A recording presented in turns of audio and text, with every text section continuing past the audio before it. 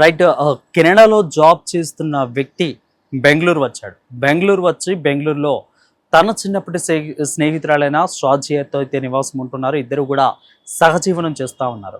So అంటే కథ ఇటు మలుపు తిరిగింది అంటే ఇది ఒక క్రైమ్ థ్రిల్లర్ స్టోరీకి అయితే ఇటు పోలీసులు చెప్తున్న పరిస్థితి కనిపిస్తూ ఉంది. కెనడాలో జాబ్ చేస్తున్నాడు అంటూ కూడా తన పేరెంట్స్ అయితే అనుకున్నారు. సిద్దిపేట జిల్లా ములుగు నియోజకవర్గం భానుచందర్ రెడ్డి అనే ఈ వ్యక్తి కెనడాలో ఉద్యోగం చేస్తూ ఉన్నారు. అయితే ఉద్యోగం చేస్తున్నట్టు కూడా తల్లిదండ్రులకు కూడా తెలుసు. కానీ కథ రివర్స్ అయింది. 2 సంవత్సరాల క్రితమే తను ఏఐ వల్ల ఇప్పుడున్న టెక్నాలజీ వల్ల టేక్ ఆఫ్ ఇవ్వడం వల్ల తను ఇండియాకైతే వచ్చేస్తారు. ఇండియాకైతే వచ్చేసి తన చిన్నప్పటి స్నేహితురాలైన షాజియాతో కలిసి బెంగళూరులో నివాసం ఉంటున్నారు. సో ఈ రకంగా బెంగళూరులో నివాసం ఉంటూ కూడా ఇద్దరు సహజీవనం చేస్తూ ఉన్నారు. బట్ తల్లిదండ్రులకు మాత్రం తను కెనడాలోనే ఉన్నాడు, కెనడాలోనే జాబ్ చేస్తున్నాడు అంటూ కూడా తల్లిదండ్రులతో రోజు మాట్లాడేవాడు. అదే సిమ్ నెంబర్తో, అలాగే తను కూడా నమ్మించి తల్లిదండ్రులతో కూడా మాట్లాడేవాడు అన్నట్లు కూడా తల్లిదండ్రులు అయితే చెప్తున్నారు. ఇక కట్ చేస్తే తను బెంగళూరులో తన చిన్నప్పటి ప్రేమికురాలు, తన చిన్నప్పటి స్నేహితురాలైన ఈ యొక్క షాజియా చివరికి వచ్చేసరికి వాళ్ళిద్దరూ కూడా సహజీవనం చేసేంత వరకు కూడా వచ్చింది. ఇద్దరు కలిసి 2 సంవత్సరాల క్రితమే భానుచందర్ రెడ్డి అనే ఈ వ్యక్తి 2 సంవత్సరాల క్రితమే ఇండియాకు వచ్చేసి తను ఇండియాలో బెంగళూరులో ఉంటూ కూడా ఇద్దరు కూడా నివాసం ఉంటున్నారు. సో ఏమి అయిందో తెలియదు కానీ ఇద్దరికి కూడా మొత్తం మీద ఇద్దరికి లేదా ఏమన్నా అయిందా, లేదంటే ఇద్దరి మధ్య వచ్చిన విభేదాలనా, లేదంటే ఆఫీస్లో టెన్షన్సా, లేదు అంటే తను 2 సంవత్సరాల క్రితమే ఇక్కడికి వచ్చేసానని కూడా తను తల్లిదండ్రులకి చెప్పాలి అనే మాట తను ఏమన్నా అనుకున్నాడా, లేదు అంటే ఏమవుతుంది అనేది కూడా తను ఎలా చెప్పాలనుకున్నాడు ఏమో కానీ మొత్తం మీద మిస్టరీగా మారిన ఈ యొక్క కథ అనేది తను ఆత్మహత్య చేసుకునే వరకు కూడా తెచ్చింది.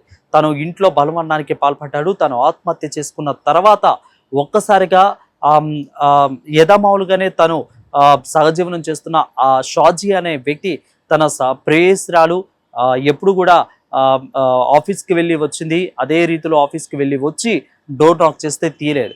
సో గట్టిగా వాచ్మెన్ని పిలిపించి ఆ యొక్క ఫ్లాట్లో డోర్ తెరిచి చూసేసరికి తను విగత జీవిగా ఆ ఫ్యాన్కి అలా ఉండటం చూసి తను ఒక్కసారిగా షాక్కి గురైంది. ఏం చేయాలో తెలియక తను లక్షల్లో జీతము, తినికి కూడా ఎవరైతే తన ప్రియుడు ఉన్నారో భానుచందర్ రెడ్డి కూడా లక్షల్లో జీతం, ఇద్దరికి కూడా లక్షల్లో జీతాలు అయినా కానీ ఒక్క సహజీవనమైన ఈ యొక్క తీసుకున్న క్షణిక నిర్ణయాలు తన ప్రాణాలను కూడా పోయేలా చేసినాయని కూడా చెప్పవచ్చు. అయితే ఈ రకంగా చూసుకున్నట్లయితే తన ఎవరైతే ఉన్నారో ఈ యొక్క షాజియా తను విగత జీవిగా తన భర్త పడి ఉండటాన్ని చూసి, సారీ ఇక్కడ భర్త అనాల్సి వస్తుంది, సహజీవనంగా ఉంటున్నారు కాబట్టి, అంటే ఇక్కడ తను విగత జీవిగా పడి ఉండటాన్ని చూసి తన ప్రియురాలైన ఈ యొక్క షాజియా అదే అపార్ట్మెంట్ పైకి 17వ ఫ్లోర్కి వెళ్ళి తను కూడా కిందికి పడి ఆత్మహత్య చేసుకుంది. ఇద్దరు కూడా ఈ రకంగా చనిపోవడం అనేది ఇటు కుటుంబ సభ్యులను కూడా తీవ్ర బాధతో కలిసివేస్తుందని కూడా చెప్పవచ్చు.